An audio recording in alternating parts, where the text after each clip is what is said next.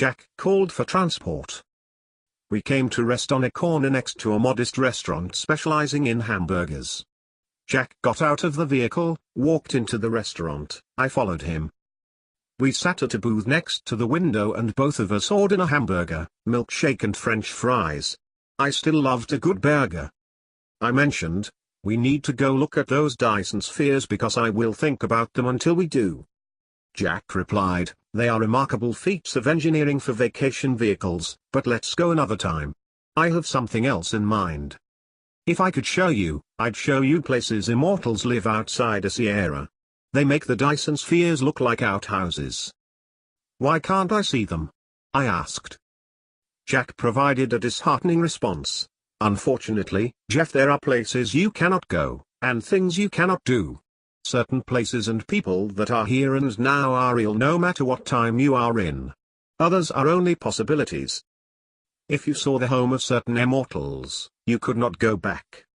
You'd die and all of this would change.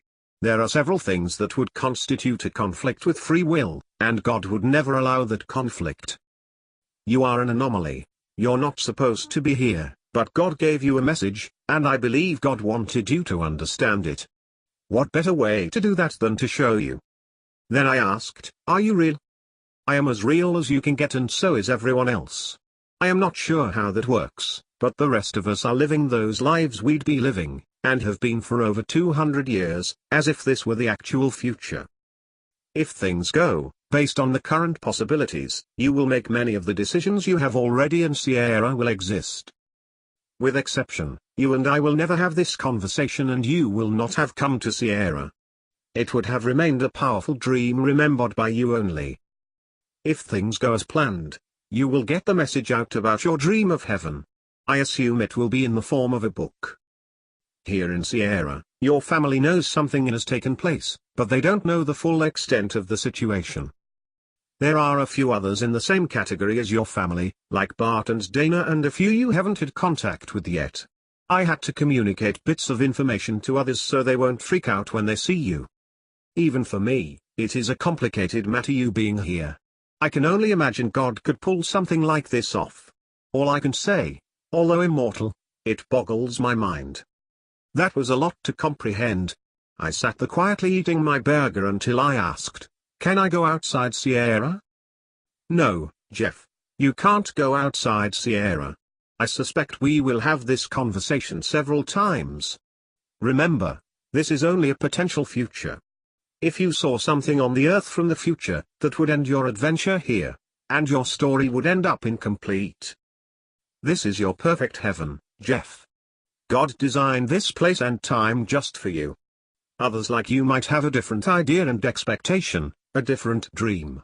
I can say it's the Father's will to give us the desires of our heart. Hopefully, your story will inspire others to imagine their own Sierra, their own place in heaven. We will not be waiters standing around waiting for God to order something. We will be free to fulfill our dreams, and believe me, those dreams will be so much more in heaven than they could ever have been on the earth. What was God in the beginning? He was a creator, and he created us in his image. If this all comes true, there will be millions of mortals that one day will live in Sierra, or another place like it. Believe me, you don't even have a clue how important that is. Wow. I craved to know more, but had to stop there. It was a lot to take in, and maybe I was too afraid to ask any more questions. I ate my burger and stared out the window. Across the street was a busy square full of people. A band was playing and everyone was standing or sitting on the ground watching them. Kids were racing around like pinballs in a pinball machine, bumping off of anything in their way, including other people. I noticed sitting at the table beside us were 3 young women talking among themselves. A young redhead sitting by the window was saying to the others, "When I was 10, my father kicked me out of the house. My mother was in jail for selling drugs and he too was a drug addict. I hated being home anyway. I lived on the streets for over a year begging and stealing anything I could to get money to buy food. At night men constantly offered me a place to stay if I would have sex with them. I heard about God, and one night it got so bad I knelt right on the street corner, as people were passing me by, and prayed for God to help me. I was murdered the following day by a mentally ill homeless woman who thought I was trying to steal her property. She dropped a small blanket, and I picked it up to give it back to her contrary to what I normally would have done. As I was handing it to her, she pulled a knife and stabbed me several times. I blacked out and the next thing woke up surrounded by angels. Now, I was eavesdropping and ignoring everything else as the conversation tugged at my heart.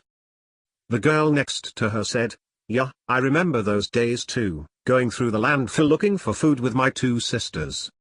We slept in the bushes next to the landfill. Both of our parents died in a car accident. We found that out because one day a police officer came to our door. We hid because we had been home alone for 3 days. A neighbor came over to talk with him, and we overheard him telling the neighbor they were drunk and crashed over an embankment, killing them both. The neighbor didn't say anything about us.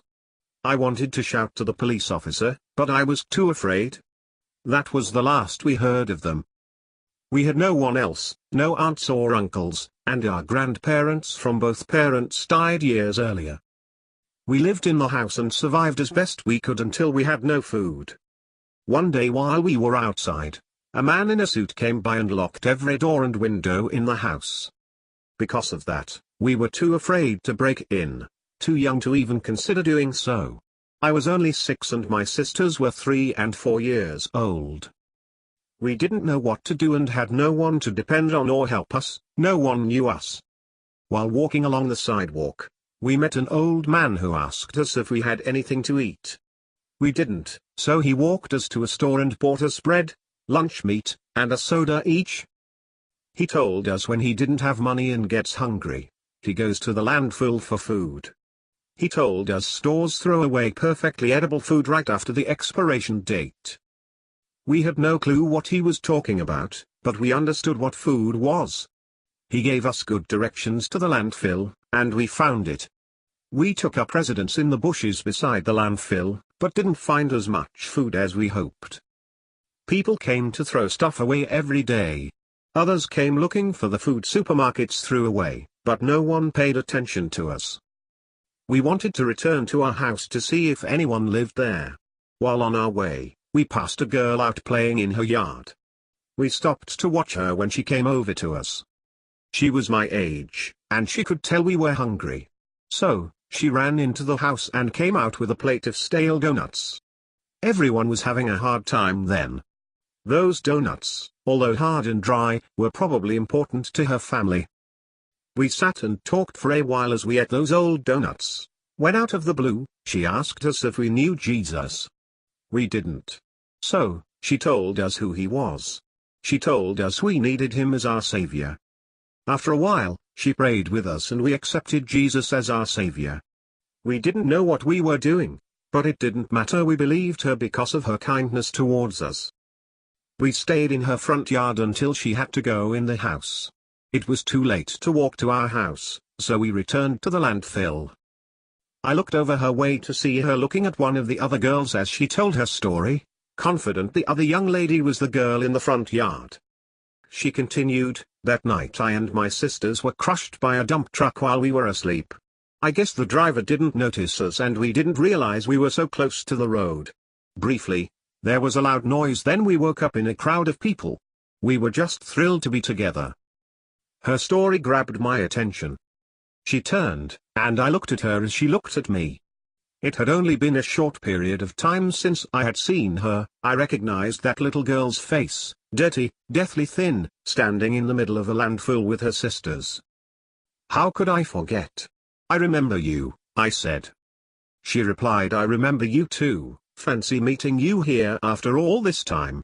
Last time I saw you I was standing in a landfill and you reached down, and then you disappeared. I still remember the look on your face. That was over 200 years ago." "What an amazing story you and your friend just told," I said. She replied, "What story?" "Your friend's story of living on a street corner and you living in a landfill," I explained. "Oh," she said and continued, "we were talking about where to go next. We are on a shopping trip and stopped here for lunch. I didn't say anything about the landfill." Wow! I heard the whole conversation. Yet, None of them had that conversation. I realized that I had heard the whole thing in my head only. I made no further comments. Instead I asked her, "Where are your sisters?" "Both are on the earth working in Jerusalem today. I am visiting my best friend," as she pointed to the same girl and smiled. As the three girls got up to leave, I stood up to face the young woman. She stepped close and hugged me, and I hugged her back before she turned to leave with her friends. I whispered, "Goodbye, I hope we meet again." She said, "I hope so." "We will make it happen," she said as she walked away. "What is your name?" I shouted as she exited through the door. "Helen Hayes," she shouted back. After watching them walk away into the distance, I turned to Jack and said, "What lovely young ladies. I hope even if it's just for their sakes my story has meaning." He replied, "Even if it's only one person, it would all be worth it, Jeff." "Then," I said, "I sure would like to go to Jerusalem and the temple." Jack shook his head and laughed at me. He understood what I was going through. After our conversation, I still had a lot to consider, but Jack would not allow me to do that. As soon as our conversation became silent, Jack got a funny expression on his face and said, "Do you realize what time of year it is? Come on. Let's go." I didn't know what he meant, but when he got up to leave, I followed. As soon as we were through the door, he called for transport. Next thing we were standing at the end of a walkway leading up to a covered porch. We were standing behind a gate at the end of the walkway. It was cold and overcast. I could sense the cold, and the air smelled just like it should before it snows. The house at the end of the walkway was painted green with a great brown wooden front door. It looked like a barn with a covered porch wrapped around it. All the trees, except for the evergreens, displayed their full fall fashion. The mountains behind the house looked like a peacock's tail of golds, reds, yellows, greys, and browns against its evergreen background. Can one even capture or paint such a masterpiece? I would say it's impossible. I stood there staring until Jack spoke. Perhaps he had to speak twice as I don't think I heard him the first time. "Welcome to Holiday," he said as he pulled me up to the door. I remembered Holiday. We gave the planet the name Holiday because of its seasons, which were a constant reminder of the holidays. It had the most wonderfully distinct seasons in Sierra. Not only did most of the trees change colors annually, the evergreen trees growing there bloomed in the spring, and again in the fall. Each of them grew bulbs, cones, on the end of their branches which resembled colorful Christmas ornaments. I realized this was George and Beth's house and I was beside myself, being excited about what lay ahead. This is one of the longed-for moments of my dreams. Every year on holiday, around the 15th of November, or the 11th month, I would come here to stay for 2 or 3 months. According to the date, I have been doing so for almost 200 years. Wow! Jack knocked. An older woman opened the door. She had an excited look on her face. She grabbed me while saying, "Hi, hun." "Hi, Mom," I replied for some odd reason. She invited us in. "I have been expecting you." As we entered the greeting room, just inside the door, she stared at me, and then hugged me again, tightly. She treated me like I was important to her, perhaps a relative who she hadn't seen for a long time. I became happy at the moment. I halfway knew what was going on. She let go of me and said, "George is out back in the barn. He's cleaning the stalls for the Snowites." She looked at the both of us and asked, "When is the rest of the family coming?" Jack answered, "I am not sure. Should be any day now, I assume." She stared at me as if I should have answered. Obviously, she saw the confusion on my face. She turned and commented to Jack, "Is this what you told me about?" "Yes," he replied as he looked at me. Apparently, she was one of those others Jack mentioned. Jack had informed her of my situation. I was wondering how many people he has informed of my situation. I should be happy as I guess he saved me a lot of explaining. "All right, I'll go get George. Sit down and make yourselves comfortable, boys," she said as she directed us towards a small den to the right. She left the room. I know Jack fits in here somewhere. I wasn't sure where. He wasn't my brother or a relative I remembered. Jack spoke. Jeff, do you remember Beth and George? Yes, I do, but I thought they would have looked younger. You don't remember them that well then. They appear that way to you because it is only natural they should look, just as your parents would. Wouldn't it be awkward if they looked our age? To others they might appear younger, which is how it works. They look whatever age they need to for whatever purpose needs to be suited. Then, he said, do you remember when you first met them? Yes, I responded. I recall I was attending a meeting in Commerce, when I heard stories of a couple still living on board one section of the spaceport above Academy. Someone found them on the last section of the ring before they moved it. I felt compelled to go over to the port and check it out myself. I found them wandering around.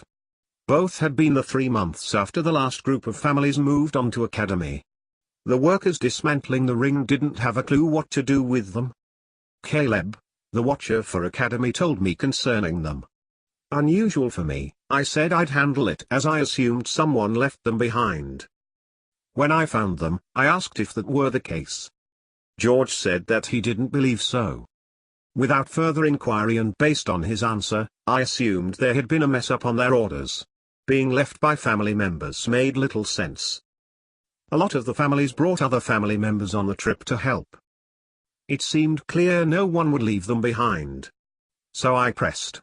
Beth told me neither had any family members in Sierra. Then, she told me they had no family period. They were waiting for a return flight to Earth.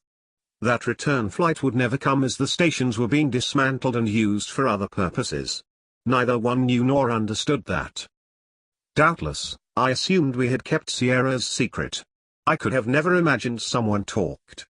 Another couple had the wrong conversation with one of their neighbors, Beth being that neighbor. She heard about the kids and what was taking place. They didn't have kids, but loved children.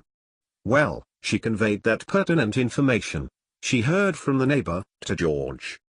So, when their neighbors packed up during the night, they followed them only to find themselves on a flight out of California. There was no inquiry or detection by the airport, or spaceport security, which surprised me. No one bothered to ask them whether there were supposed to be passengers on any of the flights to South America, or not. The same thing happened at the spaceport while being ushered along for the flight to Academy.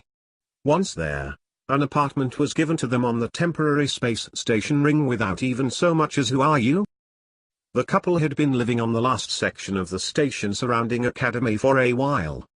Both quickly figured out how to get what they needed to live there.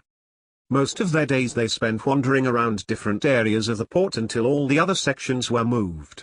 Even though each section was massive, trying to live on a single section could be difficult. The couple kept quiet and to themselves the whole time. Neither knew what to do after arriving, other than wait to return to Earth. Curiosity had gotten the best of them. I sat down with them to explain what Sierra was, where it was, and why what happened was wrong. I could not send them back. But, it didn't matter because after a short while of interviewing them, I fell in love with them. Also, these things don't just happen. Both were here for a purpose. There are still miracles, and God still works in mysterious ways. Otherwise, no one could have gotten that far. After a time, I became like their child. They became like my parents. Both of my parents died without God before the Great War. I felt emptiness because of it. I never had that parent and child relationship towards anyone as I did with them. George and Beth filled the emptiness. We became a family. Yep, that's it, Jack responded. Now, I remember something else. I remember that 2 days before coming here, something overcame me with a sense of excitement, and I would start packing. I can see in my mind picking out shirts, socks, and sticking them in the suitcase. I never pack for anything, but I always packed before coming home. I always took the time to find just the right clothes. Bart and Dana would make fun of me as if I were moving away. I remember going to the farmer's market, the day before I came, to buy tomatoes and butternut squash. I bought them from a farmer named Eugene, who only was there for 1 week at that exact time of the year. I think he grew the best tomatoes and squash in all of Sierra. Beth is the best cook in all of Sierra if you ask me. She would make me tomato soup and toasted cheese sandwiches my first night here. I was always the first one here. That is the only time I would eat that. I remember that she would make butternut squash soup for Thanksgiving. That's right, we celebrate Thanksgiving. Wow. The memories are just flooding my head. I had to stop and gather myself and put all the new memories into perspective. Then I continued, any rate, back to what I was saying, holidays seemed like the right place for them to live. So, I had a house prepared 3 miles outside the small town of Christmas, and now here we are. Now every time I visit, it's like I am living my childhood again. My whole family got involved. What irony, as I was just talking about my kids to Jack. I guess timing is everything. I knew I belonged here. At the same time it was new. How exciting. After I finished going over the details with Jack, an older gentleman came walking into the small den. Hi boys. He said with a smile. I replied, hi Dad. Now, the whole atmosphere was like I had come home after a long time away. As soon as George said that, I almost broke down. It was like I wanted my dad to hold me and make me feel all right. My condition was overwhelming, and I needed him to let me know it would be okay. I grabbed him and held on. I love you too, son, he said. At that moment, Beth shouted excitedly, come and see. The snow is falling. The snow always fell in late fall, any day between November 15th and the 18th. It never failed. George said, snow means the snowites will be down from the mountains today. I need to finish up the stalls.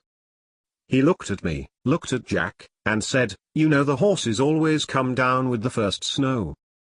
He turned to leave the way he came. Beth told Jack, she assumed because of my situation, he should show me my room so I could get settled in. Apparently, Jack has stayed here before. I didn't remember. Jack motioned me to follow him. We returned to the entryway, turned to the right and up the stairs towards the back. The stairs climbed halfway up to a landing splitting into 2 opposite directions.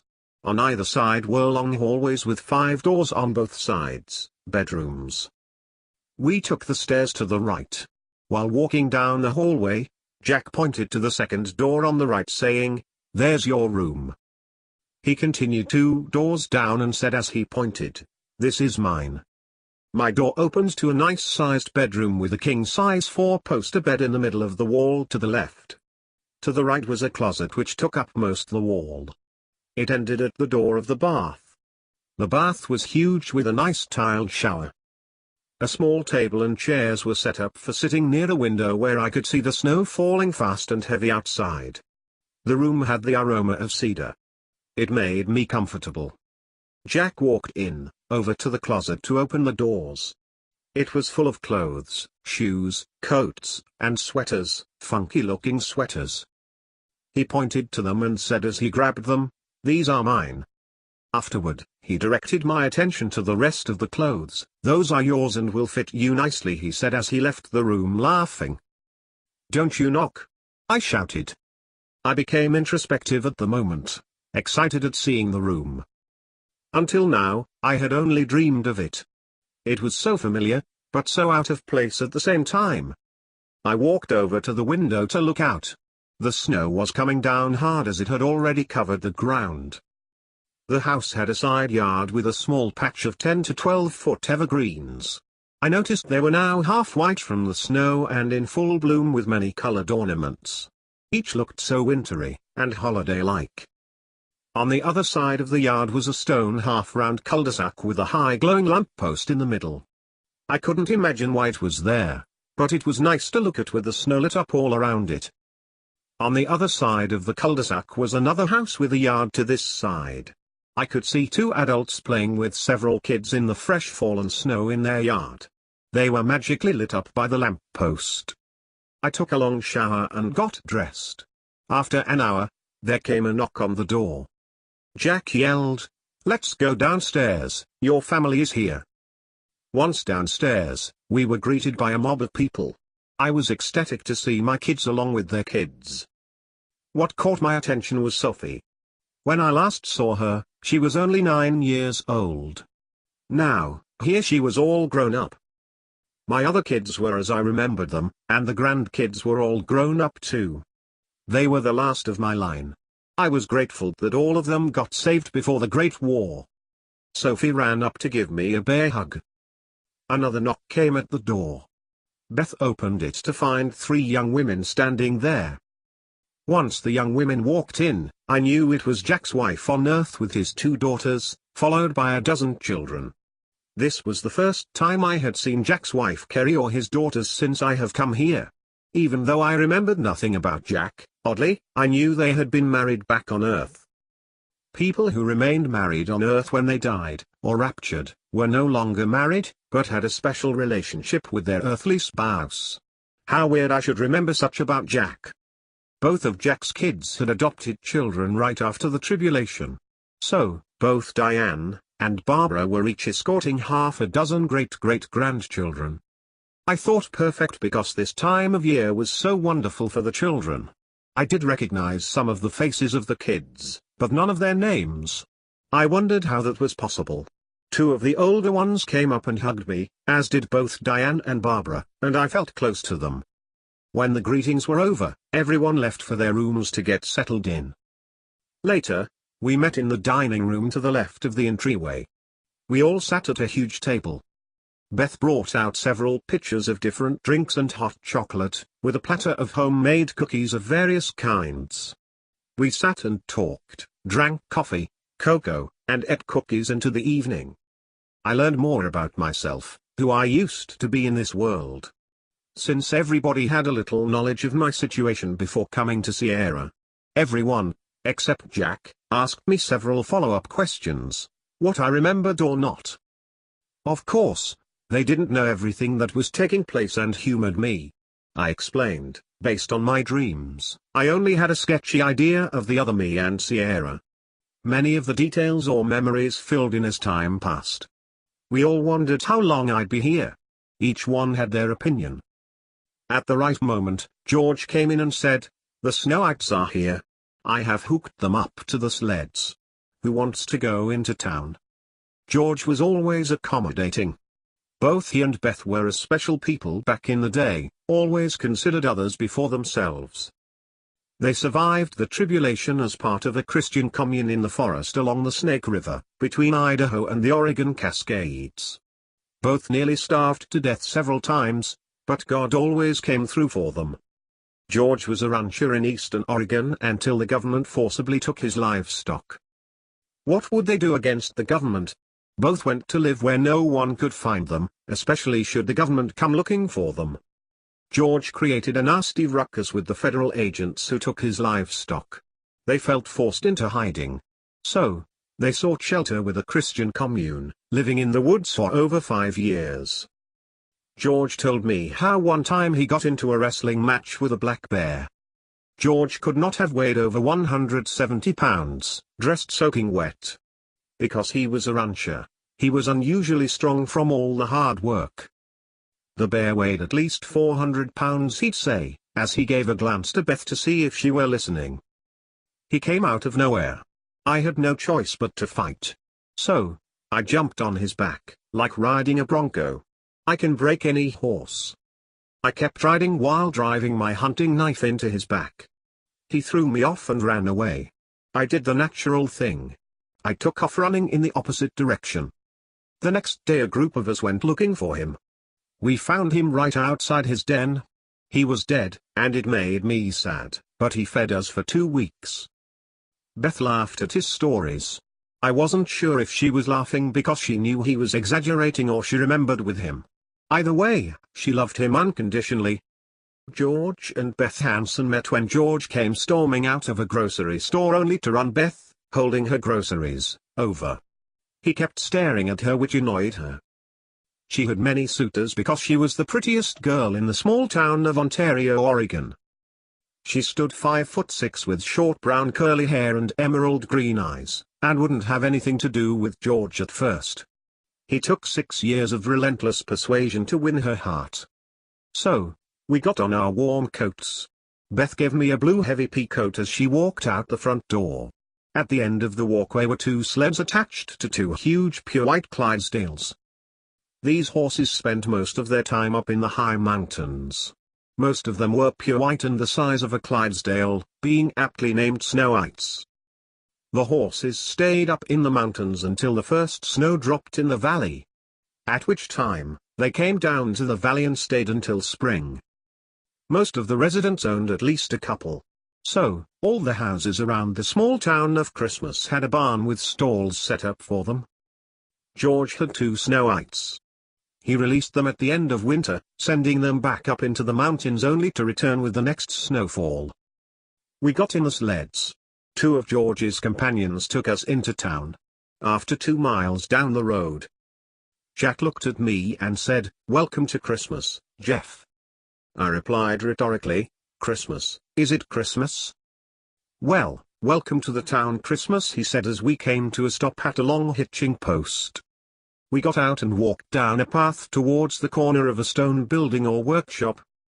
On the other side of the road, from where we stopped, was lined with small workshops, more of them as we got closer to town. The shops reminded me of a small German or Scandinavian village I had seen in holiday magazines. The lights in the shops shined dimly yellow, lighting handmade displays in the windows. Snow was piled up against the small buildings. If this was the town of Christmas, those shops looked like Christmas cards. We turned the corner to the right and walked on a wide wooden plank-covered walkway. It appeared to go on for at least 3/4 of a mile. The walkway turned to the left at the end. Gift shops, restaurants, with sitting areas lined the walkway from one end to the other. People casually sat, talking, eating donuts, drinking hot chocolate, coffee, hot apple cider, and a host of other items filling the air with a sweet aroma. The small town was in the shape of a horseshoe, as was the walkway. In the middle of town was a lake. The town turned it into an ice skating rink for winter. It was busy with adults and children skating. Teenagers were chasing each other through a band of evergreens protruding out of the ice near its edges. In the middle was a tall, maybe 50-foot lighted Christmas tree. Anyway, it looked like one. Groups of adults with their families were skating around it. Couples and their children were sitting on small benches near it. A group of angels standing next to it facing the boardwalk were playing the most impressive music, singing the most wonderful songs. When it comes to Christmas, I don't have an opinion. I didn't complain to anyone who celebrated it or didn't celebrate it back on Earth. I must say, the music and the singing were such it made me think Christmas was in the air, songs about Christ and his birth. We walked around for a while before stopping to have dinner at a small outdoor restaurant, all of us rejoicing in the music. After dinner, we ordered more hot coffee, green tea, and, of course, hot chocolate for the kids. I had hot apple cider. We headed back to the house late at night, at which time the family retired except me. I hugged and said goodnight to the kids. It seemed natural, as in my mind it had not been too long since I did. I went to my room and sat down by the window to watch the snow fall around the lamp post. I found 2 small candles along with matches laying on the nightstand beside the bed. So, I lit them and placed one on the table next to me and the other on a small table next to the window. The shadows their light inspired danced slowly, silently, hypnotic around the room. I could hear nothing but a whisper of my own thoughts in the quietness. I gazed out the window and was drawn to the halo of white illuminated flakes falling down around the lamp post. I questioned myself again whether this was real. How could it be real? I imagined my family, all of them, and how each one fit in. How we would continue to gather for the holidays. We would meet one another at the front door, hugging and kissing one another, the smell of pumpkin pie in the air, in the den a lit fire with a comfortable couch for us to sit on.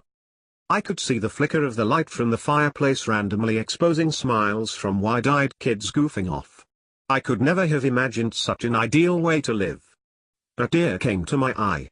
It rolled down my face and fell onto my shirt. I wondered how I could love them so much. In my peaceful surroundings, I contemplated such important things, being caught between the reality of my heart and the magical scene I was looking at just outside the window. I was sensing turmoil, peace and pain at the same time. Regardless, every moment spent on holiday was important. Eventually, I lost track of time. We had Thanksgiving dinner, which was surprising. I was still excited there would even be such a thing here. It was nice as I felt right at home. We took many trips in the sled to different places, landmarks, resorts, and shopping malls. We had fun snowboarding, skiing, sledding, and hiking. Holiday was a skier's paradise. We tried to go everywhere and do everything we could. They allowed no other vehicles on the paths in the town of Christmas, except the sleds. So, most of the resorts outside Christmas were accessible by transportation vehicles. Sled rides are fun, but they can be cold. When we stayed home, we gathered around talking and laughing. We played outside in the snow. The kids drank lots of hot chocolate. Jack and his family was such an important part of this holiday. So was I. I still didn't understand where Jack fit in. I said nothing nor spoke about it to anyone, and I was grateful he and his family were there. One time I mentioned to Jack, "This has to be heaven." He replied, "It is for me, Jeff." We must have stayed there for at least 2 months. The time passed by so fast, I couldn't imagine we stayed there for so long. We hugged each other as we left. Although the kids were coming over once a month for Sabbath, we talked and promised to do one thing or another, together until next year. Too many times we said similar things on Earth, but mostly nothing ever came of it. Finally, we said our goodbyes and headed home. We said our goodbyes and headed home. We said our goodbyes and headed home. We said our goodbyes and headed home. We said our goodbyes.